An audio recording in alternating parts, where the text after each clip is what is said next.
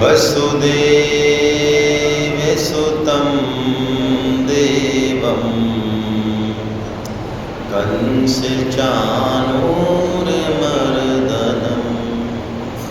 देवकी परमानन्दं कृष्णं वन्दे जगद्गुरुं। आप सभी वैष्णव जनों के गौ भक्तों के चरणों में मेरा विनम्र प्रणाम। हरे कृष्णा। भगवान श्री कृष्ण की अद्भुत कृपा कि हम पुनः सत्संग के लिए इकट्ठे हो पाए। धन्य घड़ी सोई जब सत्संगा और धन्य जन्म दुज अवति भगति अभंगा।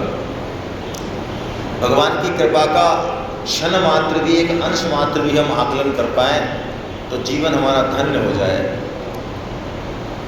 और कई बार कृपा का जब प्रत्यक्ष साक्षात्कार होता है तो हमारी जो तमोगुनी रजोगुनी बुद्धि है उसको मानना पड़ता है। बगरू वैकुंठ धाम में, चैतन्य धाम में, वैकुंठ धाम में, आज पंडित जी ने मुझे इस जगह का नया नाम बताया कि आप कहाँ बैठे हुए हो। तो पंडित जी ने बताया कि आप वैकुंठ धाम में बैठे हुए हो, क्योंकि ये जितनी भी गाय माता हैं ये बहुत बड़े बड़े ऋषि मुनि महर्षि संत महात्मा देवी देवता हैं। तो इनका प्रवेश नहीं हो सकता वैकुंठ धाम में, हर एक का प्रवेश नहीं होता। इसका मतलब हम कुछ विशेष हैं भाई इस मामले में तो। और आज सोमवार के दिन तो और भी विशेषता है। आप देख ही रहे हो कि जो सत्संग बुद्ध पूर्णिमा तो है ही, और जिनकी सत्संग में विशेष प्रीति है आज वो ही उपस्थित हो पाए।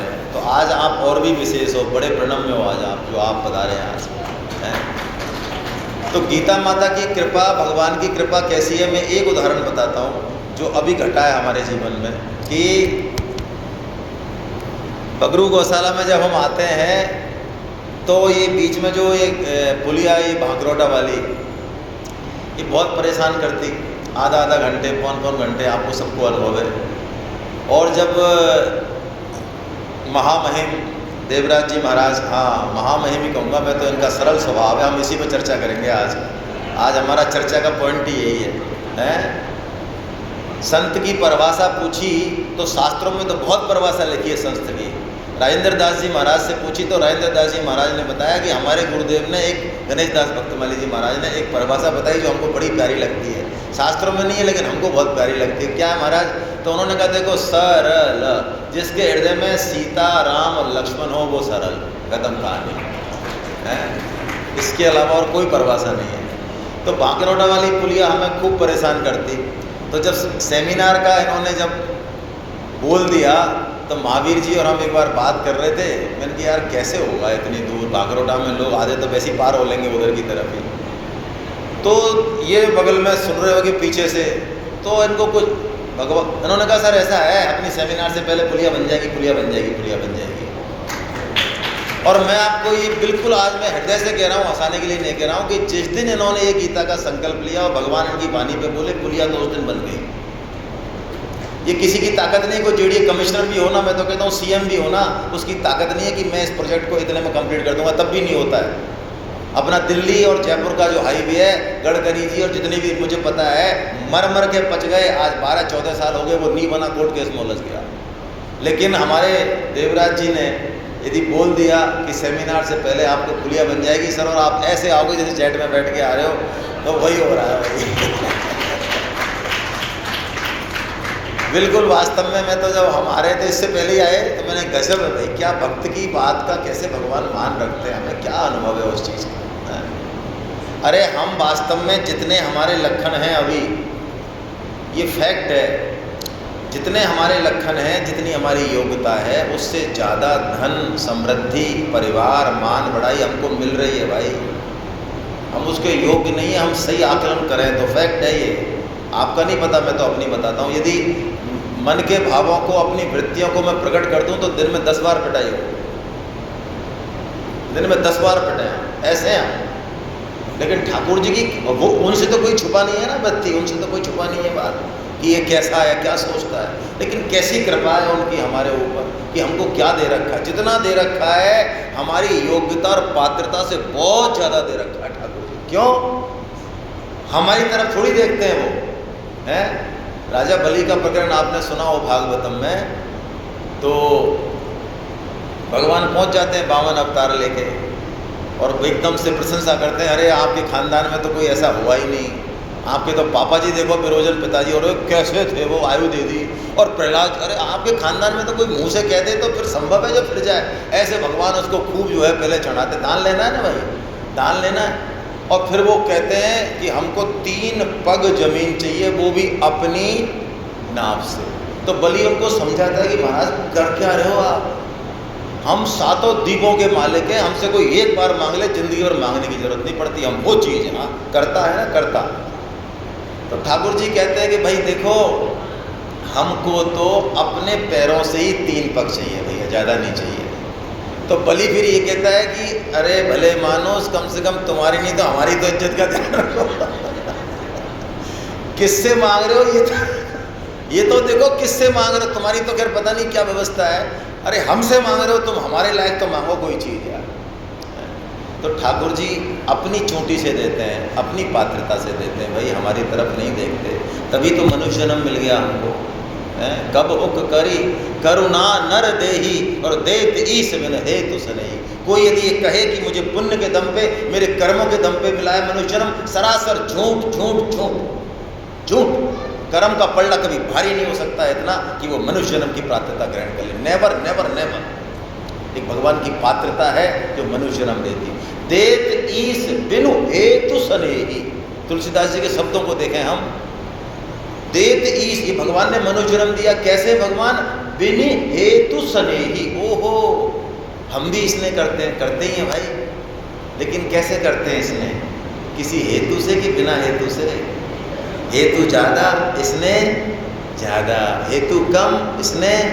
भगवान बिना हेतु के, वो अच्छे तो हाँ अच्छे तो, बुरे तो हाँ बुरे तो, दुष्ट तो, सबसे इसने करने वाले भगवान। ऐसे मनुष्य जन्म को प्राप्त करके हमें सत्संग में बैठे हैं, गौ माता के आश्रम में बैठे हैं, वास्तव में बहुत ही ऐसी अनुभूति हो रही है, बहुत ही धन्य भाव है। मतलब इतना आनंद किसे कहते हैं ये पता चल रहा है 3 दिन से, और ये पढ़ते तो हैं, सुनते भी हैं, लेकिन उसका एक कोर भी घटता है तो उसकी अनुभूति बहुत अलग होती है। वास्तव में आनंद कोई सुविधाओं में और पदार्थों में है नहीं भाई, है ना।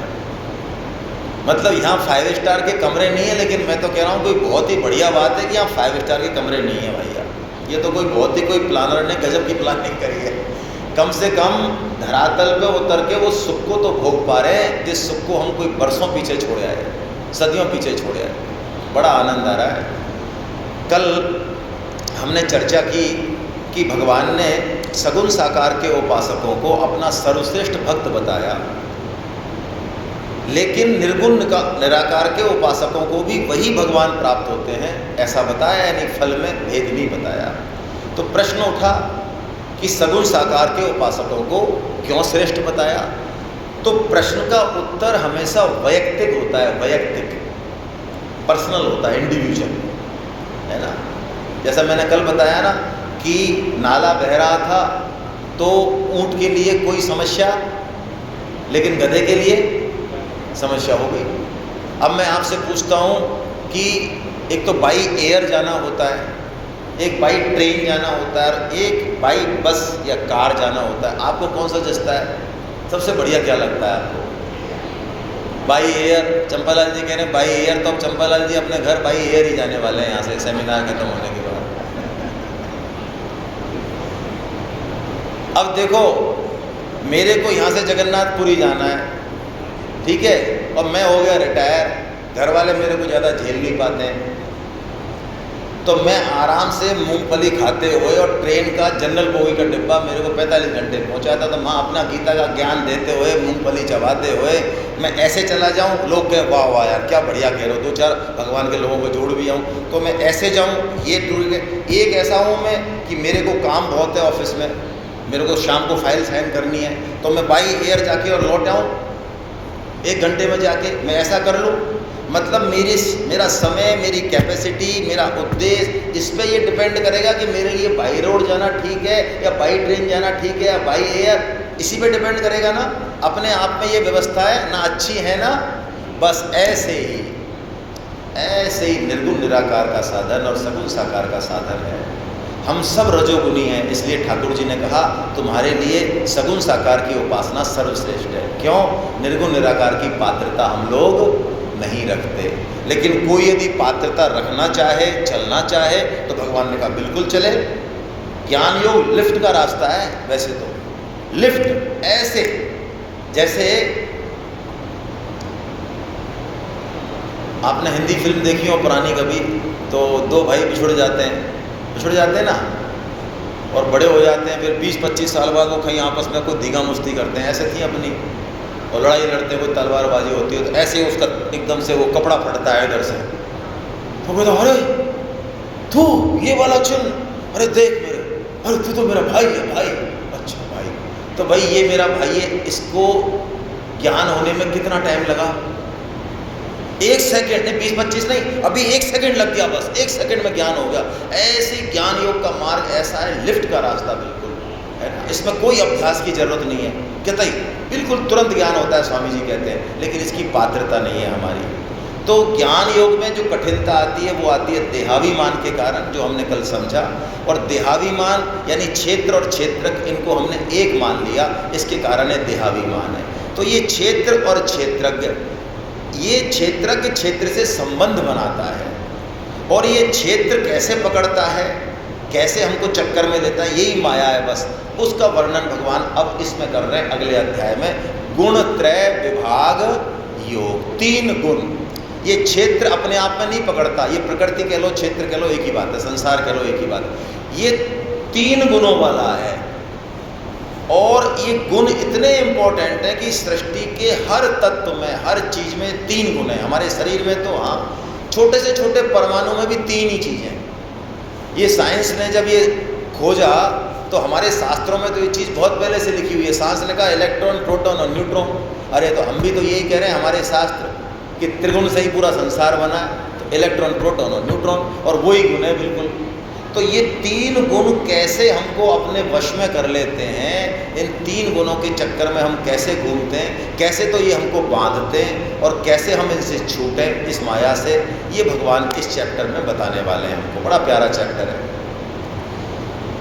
गुण जो है वो दिखते नहीं हैं, गुण दिखते नहीं हैं। जैसे कि हम दही खाते हैं, तो सूक्ष्मदर्शी से यदि दही को देखें हम, मैंने तो देखा हुआ बचपन में, तो उसमें काले रंग के हजारों कीड़े आपस में कबड्डी खेलते मिलेंगे, ऐसे घिनौने कीड़े। लेकिन वो जो वायरस है उसके अंदर, वो कैसे हैं? बहुत बेनिफिशियरी है। तो वो दिखते नहीं है दही में, लेकिन वो उसमें हैं। ऐसे गुण हम सब में हैं। हम जितने भी हैं, चाहे संत महात्मा हो, चाहे बड़े से बड़ा कोई भी हो, चाहे कैसा भी हो, सबके अंदर 3 गुण रहेंगे। ये 3 गुणों के बिना हमारा शरीर चल नहीं सकता। जैसे गाड़ी को चलाने के लिए एक्सीलेटर, क्लच और ब्रेक चाहिए, ऐसे ही जीवन रूपी गाड़ी को चलाने के लिए सत्वगुण, रजोगुण और तमोगुण चाहिए।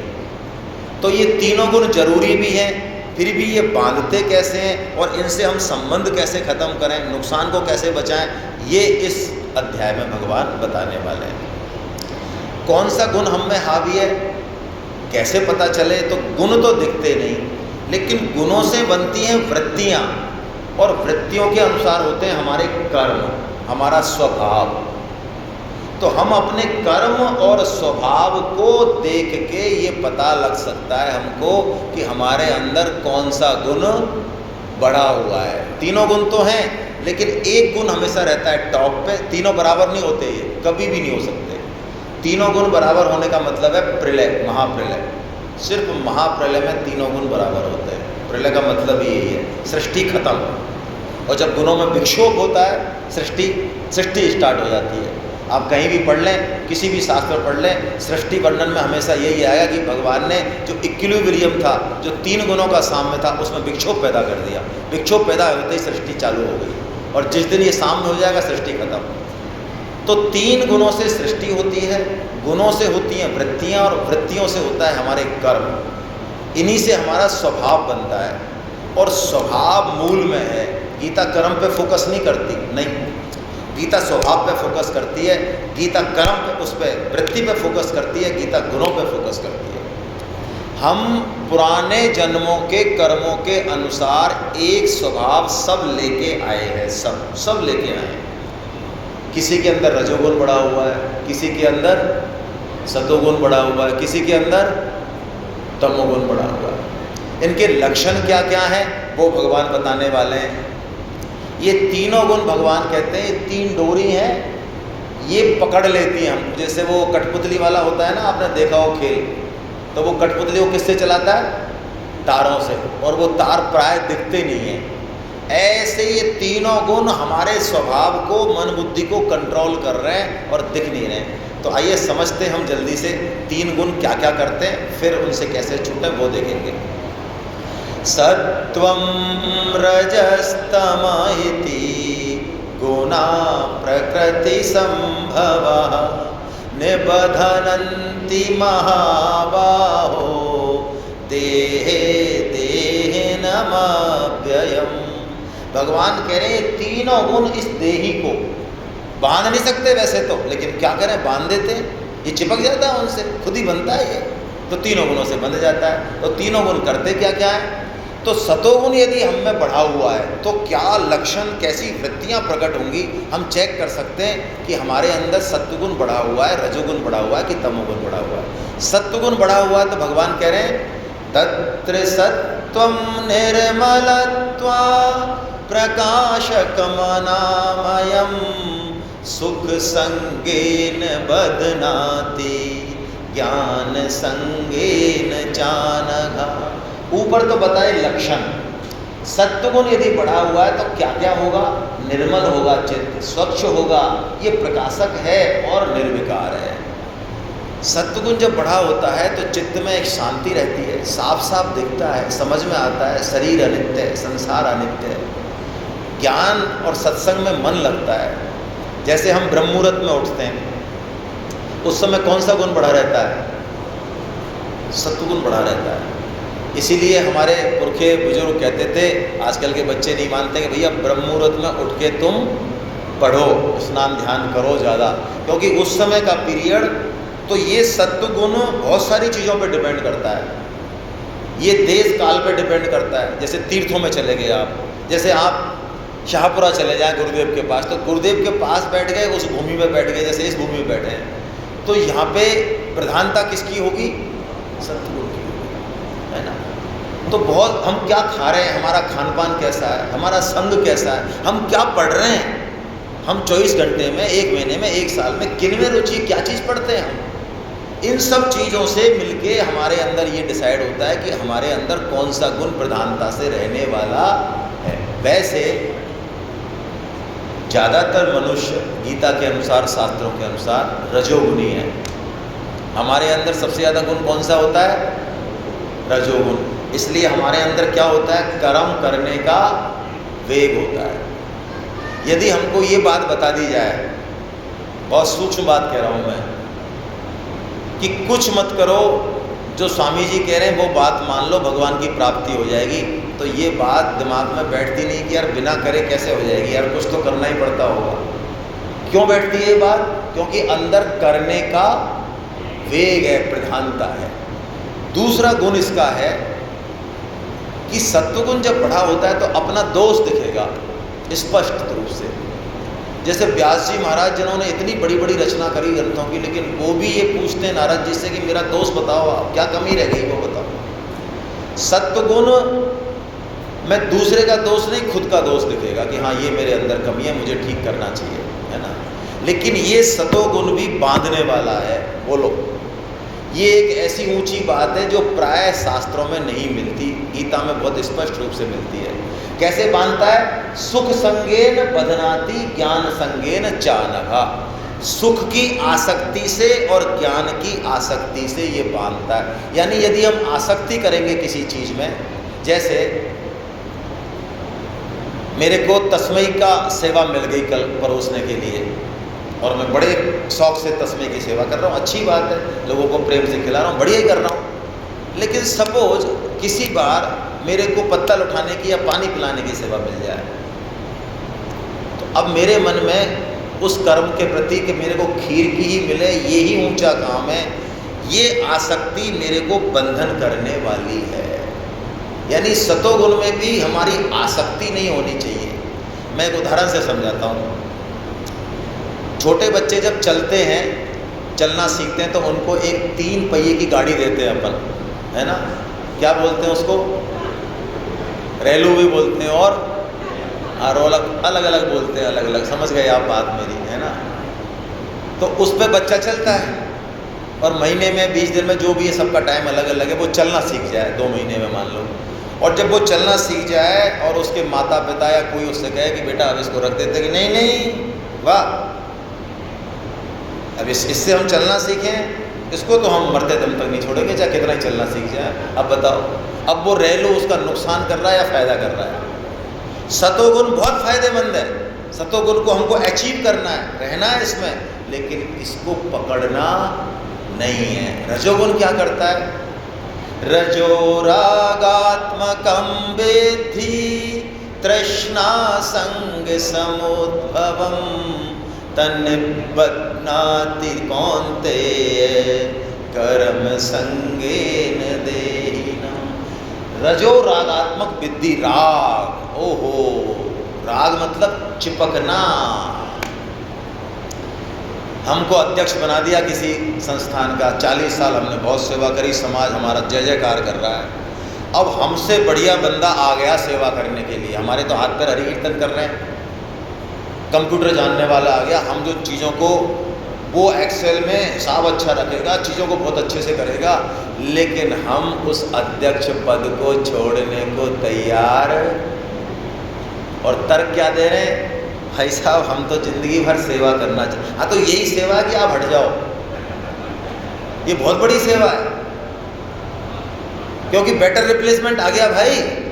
अब बहू आ गई भाई, और बहू बहुत सुशील है, अच्छी है, काम करना चाहती है। अब छोड़ो चाबी का गुच्छा। 30 साल से तो ये रोना चल रहा था कि मर गए काम से, मर गए काम से, कोई हमको जीने नहीं देता, हम कब तक मरेंगे। अब जब उठाने वाला आ गया, तब चाबी का गुच्छा यहाँ चाहिए। अब ये क्या है भाई? ये रजो रागात्मक वृत्ति। और ये क्या पैदा करती है? तृष्णा, तृष्णा, और। इसका पेट कभी नहीं भरता भाई। तृष्णा का पेट सिर्फ कृष्णा भर सकते हैं, केवल कृष्ण बस। इसके अलावा ताकत नहीं है किसी की भी। ययाति जिनके वंश में भगवान श्री कृष्ण हुए, ययाति उनके पूर्वज हैं, वो ययाति जिन्होंने इतना भोग ऐश्वर्य भोगा, और उस समय आयु भी कितनी लंबी थी, तब भी संतुष्टि नहीं हुई, इतने निर्लज्ज हो गए। आप सोचो, 4 बेटे थे उनके, 5 बेटे, 2+3। सबसे पूछा कि यार तुम्हारी जवानी हम थोड़ी देर ले लें क्या? बताओ, बेटे से जवानी मांग रहे हैं। तो चारों ने तो मना कर दिया कि वाह, मतलब आप ले लो, मतलब तो हमको मिलिए नहीं तो। और छोटा छोटा जो पुरु था, उसने कहा पिताजी, ये शरीर आपका दिया हुआ, ये सब कुछ आपका दिया, आपकी आज्ञा सर माते, अपनी जवानी दे दी पुरु ने। वो पुरु की जवानी भी भोग ली ययाति ने।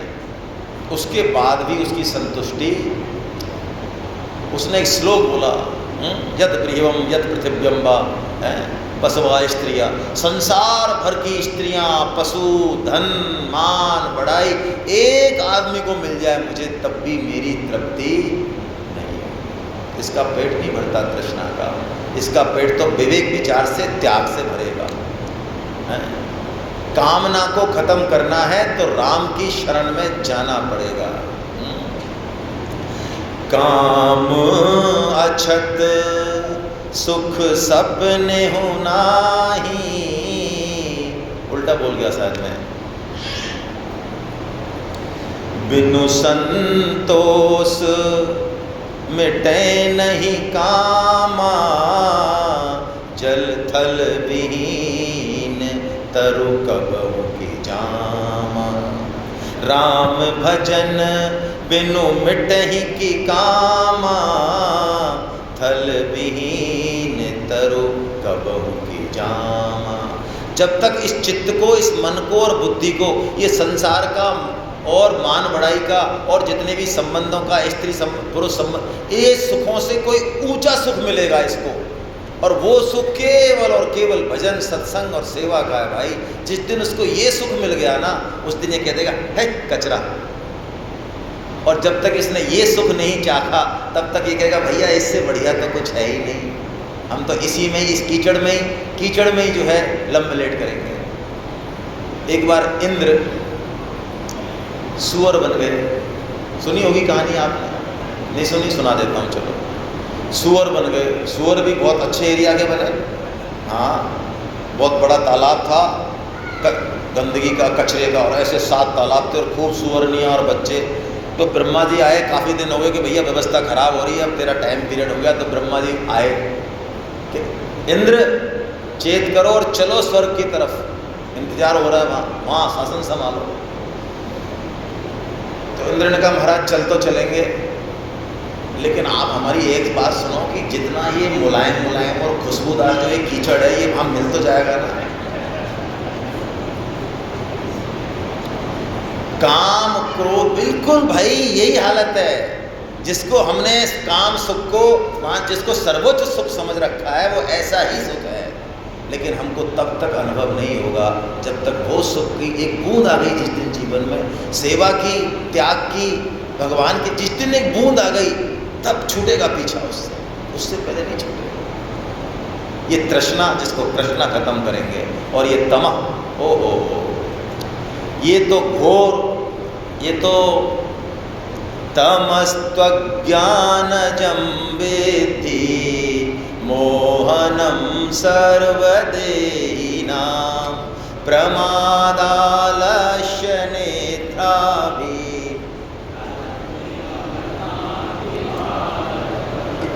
इसकी तो पूछो ही मत, ये तो बहुत बड़े बड़े भाई साहब हैं। ये तो तमोगुण है, ये तो स्वामी जी कहते हैं ये तो बिल्कुल अज्ञान स्वरूप है, ये तो सब तरफ से बांधता है। 3 लक्षण है इसके, प्रमाद, आलस्य और प्रमाद। मतलब जो काम करना चाहिए वो तो नहीं करें, और जो नहीं करना चाहिए वो जरूर करें। बोलो, मनुष्य जीवन का एक काम, पैसा कमाना, बहुत स्पष्ट शब्दों में कह रहा हूँ, पैसे के लिए गधागिरी करना, बहुत कठोर बोल रहा हूँ मैं, मनुष्य जीवन का काम नहीं है। प्रारब्ध से आता है। इसका एक ही लक्ष्य है, बस सिर्फ एक ही लक्ष्य, और कोई दूसरा लक्ष्य ही नहीं है इसका। लक्ष्य पहले बना, मनुष्य जन्म बाद में मिला। ये हॉल बाद में बना, ये हॉल किस काम आएगा ये लक्ष्य पहले डिसाइड हुआ। तो प्रमाद का मतलब है अपने काम में नहीं लगना, ताश पत्ती खेलना, निद्रा समझते हैं। आलस्य, ओहो मत पूछो। तमोगुण जब बहुत गहरा जाता है ना, तो उस पर ना सत्संग की बात असर करे, ना कोई उपदेश असर करे, हैं? नशेड़ी होते हैं ना ये उल्टे सीधे खाने वाले। एक गांव में आपने कहावत सुनी होगी कि गांव गिने नहीं गैले ने, और गैलो गिने नहीं गांव ने। गांव वाले तो समझते हैं कि ये बावड़ा है, और वो बावड़ा कहता है ये सब बावड़े बेटा।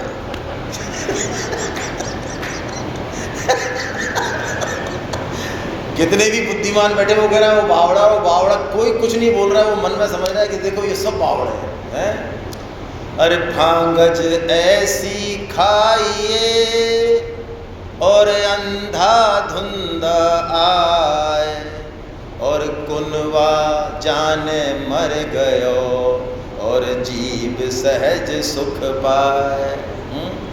भांग खाने वाले वो तो समझते हैं लोग कि यार ये बड़ा परेशान है, वो कह रहा तुम समझते रहो, अपने तो तमो सुख ले रहा है? और भांग खाने वाले किसे कह दो कि भांग खाता है, अरे भगवान का भजन कर, कृष्ण का, राम का। अरे हरि भांग में हरि बसे, और पूरी में भगवान, और चामुख विजया नहीं, विजया नहीं भांग, जामुख विजया नहीं परी, और तामुख दूर समान है। और तनख तवाकू देते हैं, तनख तवाकू लेते हैं, और बिन मांगे जो दे, और सुरपुर नागपुर इंद्रपुर बिनय सकई जीत ले। वो कह रहे हैं भैया जो इसमें मज़ा है ना ये तमोगुनी है। 8 रुपए का ठर्रा लगाया और नाली में पड़े, नाली में कीचड़ में पड़े, और कहते हैं कुछ नहीं है इंद्र लोग, कुछ नहीं है। तुमको पता क्या बावड़ो, हमको तो पता है सारा, है ना। ये कौन सा गुण है भाई? तमोगुण का इलाज सत्संग से भी नहीं होता। तमोगुण का इलाज संत कृपा से और भगवान की आईसीयू से होता है। आईसीयू में भेजते हैं भगवान।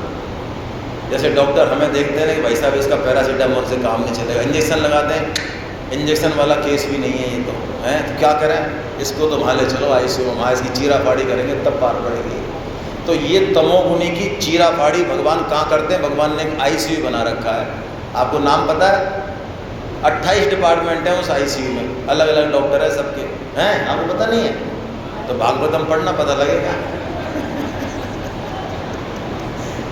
घोर नरक है, रौरव नरक, 28 तरह के। वहाँ पर इनका जो है ऑपरेशन होता है, किनका? तमोगुणियों का। और फिर इनको बढ़िया से नहला धुला के फ्रेश करके फिर भगवान उतार देते हैं क्रिकेट के मैदान में, चल दोबारा खेल कबड्डी, अब दोबारा देखो। ये तमोगुण है भाई। तो तमोगुण से तो हमको दूर रहना है। विवेकानंद जी ने एक बात कही कि भारतवर्ष का राष्ट्रीय धर्म हो गया आलस्य, और ये बात मुझे लगती है वास्तव में। शरीर को सुख देने की इतनी प्रवृत्ति है हमारी, मत पूछो। काम करना होगा 2 घंटे का, उसका टेंशन अभी से लेंगे। कोई कह दे हाँ ये और कर दो, तो कैसे करेंगे भाई साहब? अब 2 से 4 तो हम वहाँ जा रहे हैं ना, तो अभी तो 8 ही बजे, नहीं तो फिर वो देखना भी पड़ेगा सारा, वो सब कुछ है मतलब। और संत कहते हैं कि इस शरीर को यदि स्वस्थ रखना है 100 साल तक, रगड़ो इसको, रगड़ाई करो इसकी अच्छे से, हर काम खुद करो, कटने दो नाक। ये नाक कटने वालों की पहले से कटी हुई है। हाँ, खुद करो सारे काम, घर के बाहर के, कोई अफसरी करने की जरूरत नहीं है। भाई देखो हमारी कॉलोनी में हमको कोई अफसर नहीं मानता। क्यों नहीं मानता? कारण बता देता हूँ। बहुत छोटे छोटे कारण है। आपको भी अफसर बनना है, बहुत सरल है। गाड़ी धोने वाला 400 रुपये में आता है। यदि आपने खुद ने गाड़ी धोना चालू कर दिया, इसका मतलब आप अफसर नहीं हो। और आपको अफसर बनना है तो क्या करना है? ज़्यादा मेहनत नहीं करनी है, बीटेक कुछ नहीं करना है, 400 रुपये खर्च करो, अफसर बन जाओगे आप। हाँ, ये समाज की मेंटेलिटी है भाई, ये तमोगुण। अब भगवान कह रहे हैं इन तीनों गुणों से हमको छूटना है ना। इन तीनों गुणों से हमको कैसे छूटे? हर गुण की एक इम्पोर्टेंस है, हर गुण जरूरी है। सत्व गुण भी जरूरी है, रजो भी जरूरी है, और तमो भी जरूरी है। आज जैसे कि मुझे बताया बड़ी अद्भुत बात कि ये जिस जगह हम बैठे हैं, ऐसी दिव्य जगह, ये गुरुदेव के आदेश से एक झटके में बना। मान लो गुरुदेव में, जैसे हमारे देवराज जी ने पुलिया बनवाई थी, आपको पता ही है, बैठे बैठे नहीं बनवा दी, वास्तव में बनवा दी। आप ऐसा मत समझना जीडीए वीडियो कोई लेना देना नहीं है, वो तो सब मशीन है फिर बाद में। तो ऐसे जैसे ये बना, मान लो तो ये बना, तो अब मान लो दिनों रात काम करना है, लग के काम करना है, तो क्या बिना रजोगुण के हो जाएगा भाई? हो जाएगा? अच्छा, तमोगुण की हम बुराई कर रहे हैं यहाँ बैठ के, और मान लो हमको 2 दिन नींद नहीं आया और हम हो जाए बावड़े, और डॉक्टर करे हमारा इलाज, तो अगली बार हम दिखाने जाए, पूछे अच्छा नींद आई इनको? हाँ नींद आई, अच्छा ठीक है। तो तमोगुण आवश्यक हुआ नहीं हुआ? यानी सतोगुण, तमोगुण, रजोगुण, ये तीनों ही आवश्यक हैं, लेकिन इनका सदुपयोग करना आना चाहिए। ये हमारे सिर पे सवार नहीं हो जाए। जैसे सांप के मुंह में जहर होता है कि नहीं होता है? होता है। तो सांप मर जाता होगा वैसे तो नहीं मरता, तो नहीं मरता तो अपन खा लें उसको।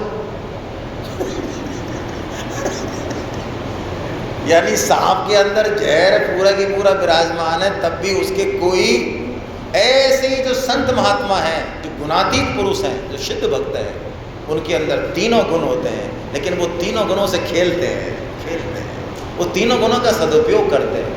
वो तमोगुण की भी लीला करते हैं, हाँ करते हैं, भगवान शंकर करते हैं, रजोगुण की भी करते हैं, वो सतोगुण की भी लीला करते हैं, लेकिन लीला करते हुए भी वो उसमें लिप्त नहीं होते। यही भगवान का अवतार है। और तमो जो तीनों गुण हट जाते हैं तो उसके लक्षण बताए भगवान ने। हमें लगे कि हमने तीनों गुणों पे विजय प्राप्त कर ली, तो भगवान ने कहा तुमको गलतफहमी नहीं हो जाए, इसलिए मैं लक्षण बता देता हूँ। क्योंकि 2, 4, 5 साल गीता पढ़ते पढ़ते कई बार हमको भी लगता है, यार ऐसा लगता है हमने गुणों को जीत लिया। तो स्वामी जी ने एक किस्सा सुनाया हमारे जैसों के लिए। स्वामी जी के पास एक आदमी पहुंचा, एक दिन बड़े अच्छे भाव से पहुंचा, बहुत दिन से सत्संग सुन रहा था कि स्वामी जी महाराज, हाँ बोलो महाराज, ऐसा लग रहा है हमको ब्रह्म ज्ञान हो गया हमको ब्रह्म ज्ञान हो गया। तो स्वामी जी बड़े प्रसन्न हुए, उन्होंने कहा यार हम 40 साल से जो है मूड पचा रहे, चलो एक तो आया एक तो आया, ब्रह्म ज्ञान हुआ।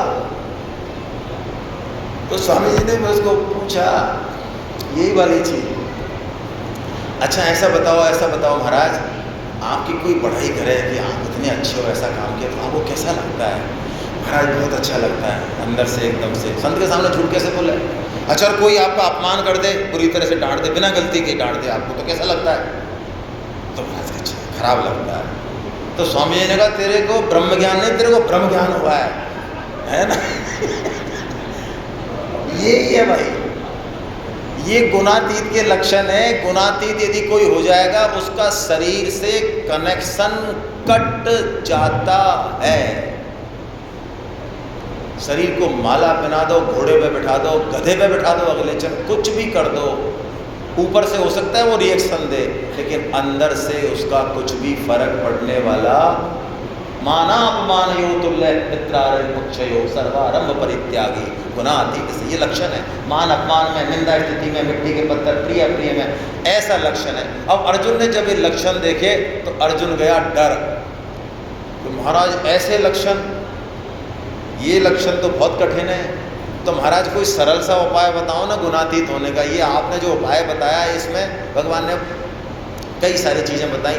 अर्जुन ने ऐसा कहा मान लो हमको देख के कि ये उपाय हमारे ज़्यादा समझ में नहीं आए, तो भगवान ने कृपा करके एक श्लोक बोला, उस श्लोक से हम तीनों गुणों को पार कर जाएंगे। इतना सरल रास्ता बताया मानो। तो आइए हम तो इसी को लेते हैं, उस कठिन रास्ते की मैं चर्चा कर नहीं रहा हूँ, है ना, जानबूझ के। माम चयो व्यभिचारेण भक्तियो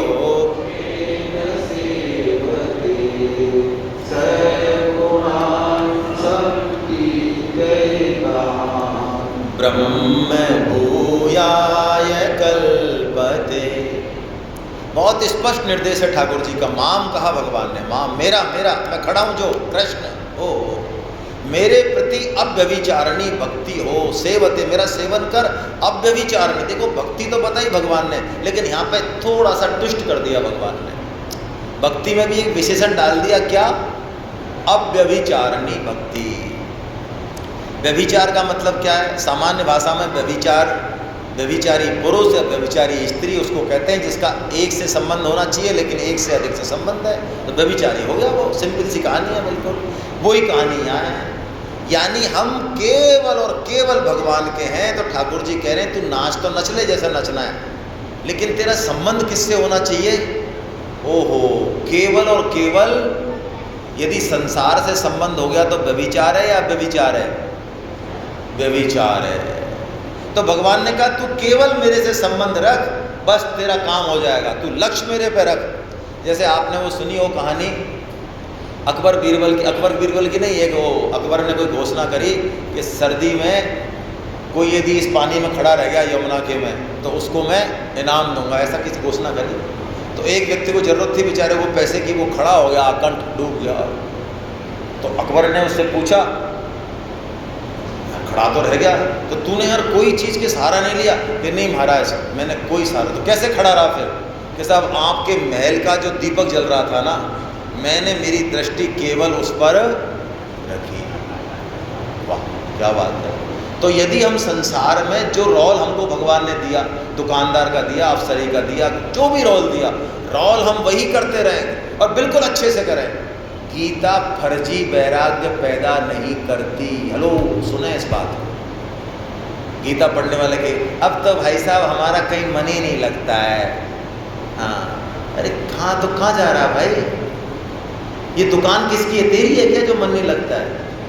ये तू सेवा कर रहा है किसकी है? ये सब ठाकुर जी का है। अरे गीता पढ़ने के बाद तो वैराग्य नहीं, उल्टा अपने काम में कर्तव्य पालन में ज़्यादा जो है ताकत आनी चाहिए। लोग बच्चों को गीता नहीं पढ़ाते, तो भाई साहब ये इधर उधर चला गया तो अरे तो बिल्कुल ही फूट गई क्या? गीता सुनाई अर्जुन को, और अर्जुन ने गीता सुनने के बाद युद्ध से भाग के जंगल चला गया या युद्ध किया? तो अब व्यभिचारिणी भक्ति, वाह, भगवान ने कहा तो तू तीनों गुणों को पार कर जाएगा।